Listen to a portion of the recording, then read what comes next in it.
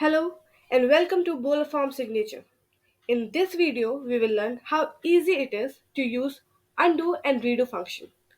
Open a dashboard, go to the documents. Here in the PDF, we'll create a new PDF. I'll just select the sample PDF,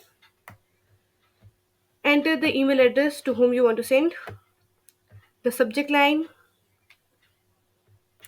the body,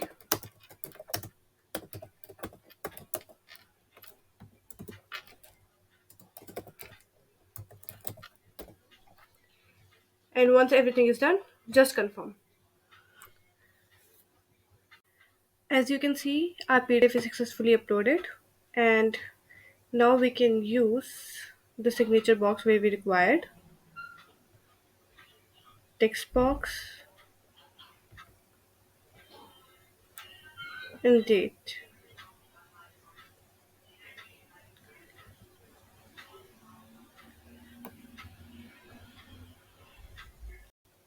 Now the process has become more significant since we have the undo and redo function. If we wrote any text which is wrong,